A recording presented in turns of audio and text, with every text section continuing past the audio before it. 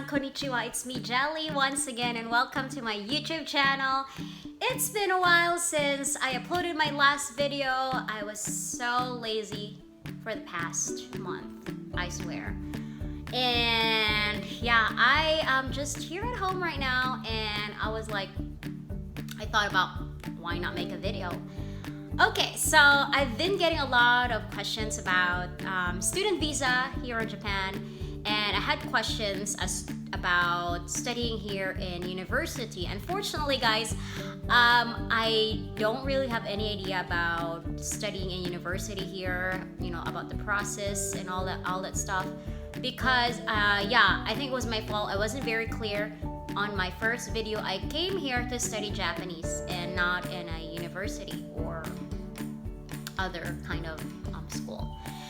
So for this video, I would specifically like to talk about what are the things that I would recommend for you to bring when you come here as a student to study Japanese. Okay, please stay tuned and don't forget to subscribe and hit the bell button so that you'll be notified for my future video uploads. Okay, so look at that. I have my notes. Alright, why not? Because of course, I want to I don't want to miss any of the information that I want to share with you guys. And this is again based on my experience. This is not necessarily 100% accurate. Again, everything that I will say here in my vlog is just based on my experience. Okay, so too much introduction. I'm really sorry about that. Okay, let's get right away. First one on my list is clothes. Of course, basically that's very important. But you have to take note, guys, that here in Japan we have 4 seasons. What are the 4 seasons? You guys know?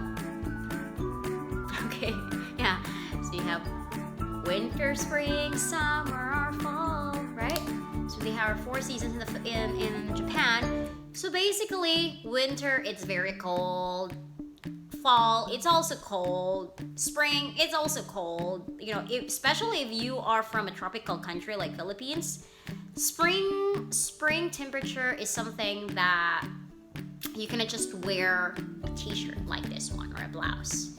You have to wear something long sleeves. So I would suggest to just bring maybe 5 pairs of summer clothes and 5 pairs of sleeping wear, and the rest of it winter clothes.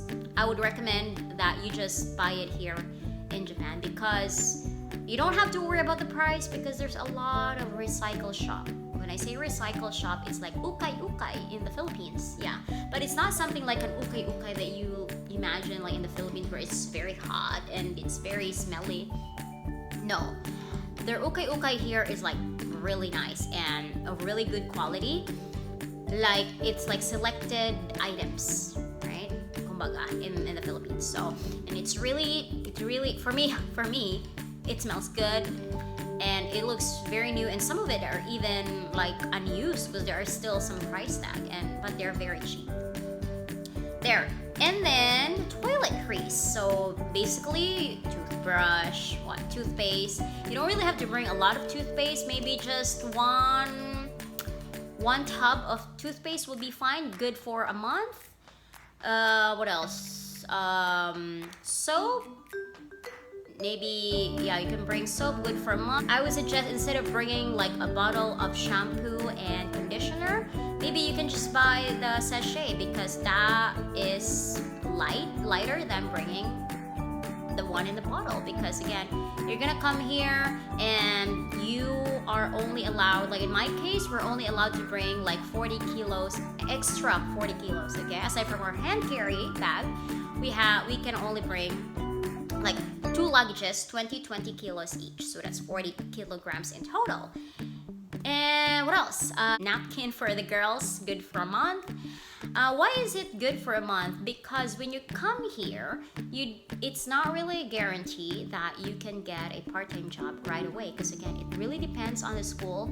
Based on my experience, we were very lucky, because after 2 weeks that we came here, we were able to start with our part-time job. And from the time that we started, a month from the time that we started from our part-time job, we were able to get our salary, because the salary here is every after 1 month. It's not like in the Philippines that every after 2 weeks. No, every after 1 month. Usually it's like that. And salary date are usually between, some company gives it on the 25th and some gives it on 30th. Yeah, just to give you an idea. And what else? Ready to eat food. But I wouldn't suggest canned goods. I would suggest the one in the pack, because it's lighter. What else? Noodles, and other preservative kind of food. Okay, good for 2 weeks or a month. And then if you can possibly bring maybe just 1 kilogram of rice. Why? Because again, when you come here, you don't really know yet where is a supermarket, where is a drugstore. So how can you survive without it, right? Without food. And you're not really again sure if you will start with your part-time job right away. So there you go. In my case, yeah, I think I brought 1 kilogram of rice at that time as well. I can't exactly remember, but I definitely brought rice with me. And then school supplies, because again, you will be studying Japanese. Although in my case, they gave us like 1 notebook and I think a pencil too and an eraser. I just can't remember, but I remember very clearly that they gave us a notebook. And yeah, you can bring maybe 1 or 2 notebooks, extra notebooks, and then pen. And then here in the Japanese school, they actually use pencil instead of pen. So yeah, pencil and eraser. What else?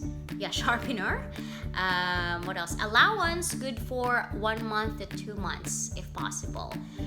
Again, this is a case-to-case basis. Based on my experience, we actually didn't know that when we come here, we have to pay our futong. What is a futong? It's like a beddings, okay? Like kind of a foam and a blanket and a pillow. We had to pay for it, and then we had to buy bicycle too, because our school was far from the school. Yeah, I mean our apartment was far from the school, so we had to take the bicycle every day. And going to our part-time job as well, we had to ride a bicycle. So in the bicycle, the cheapest one that you can buy here is about 10,000 yen, so that's about 5,000 pesos. So 10,000 plus we paid for the futong. I think, how much did we pay? I can't exactly remember. Maybe about 20,000. I'm just not really exactly sure. But around that range, so let's say 30,000 just for futong and like the bicycle. So 30,000 yen plus your daily expenses like your food and everything. Aside from the food supply that you bring, maybe it's not gonna be enough for a month, so you should have at least an extra allowance for that. So I would suggest, because in a month, if you really are a type of person who doesn't really spend a lot of money with food, you can survive here with like 10,000 yen in 1 month. And I can attest to that because, like in my case, I'm not really a meat type of person. Like I just like to eat chicken and vegetables, so I was able to save money. So about 10 to 15,000 yen in a month, that's already okay. You can survive. Yes. So for a month, so let's say 20,000. Let's just say 20,000. So 20,000 plus 30,000, so that's 50,000 yen. So that is equivalent to about 25 to 30,000 pesos. So please bring at least, just to be sure, 30 to 50,000 pesos if you can. Okay, that's good for 2 months. Okay, and then what else? Cell phone. Okay, I would suggest that have your cell phone open line. Like, what do I mean by open line? It means that you can put SIM card. Yeah, like any SIM card provider is okay, because some cell phone is locked, meaning, for example, if you are a Globe user, it's only for Globe, like that. So have it open line. and then yeah, you're good to go. Because if you don't have, like in my case, I brought my phone, but it's not open line, so I had to buy a phone plus the, you know, like it's like a postpaid kind of phone. So I had to pay about 15,000 yen every month, and that's really too much. That's 7,000 pesos. Yeah. And if you have your phone with you that's open line, then you can just buy the SIM card, and that would only cost you about what, 2,000 to 5,000 yen every month. That includes the internet already and like maybe free call. So it really depends on the plan as well, because it's very important that you have your cell phone number here in Japan, because especially when you're applying for a job, they would ask for your phone number, contact phone number. So yeah, that's it. And then what else? Documents. What are these documents? So I'm pretty sure, guys, that most of you, your goal to come here is to get a working visa right after the student visa program. So when it's your first time to apply for a working visa, the immigration would actually ask you for your transcript of record, your diploma, and other certificate, like maybe if you have a teaching license and other certificate, maybe you attended a training or what that is related to the kind of job that you are doing, for example. And I'm not exactly sure if they asked for birth certificate at that time, but anyway, just bring one just in case in the future. Yeah. So that's it, guys. I really hope that this video will really help you in your journey here to Japan. And please comment down below if you have any questions, or you can suggest any kind of video that you want me to do and then for the next video that I'll be making. And thank you so much for always watching to my videos.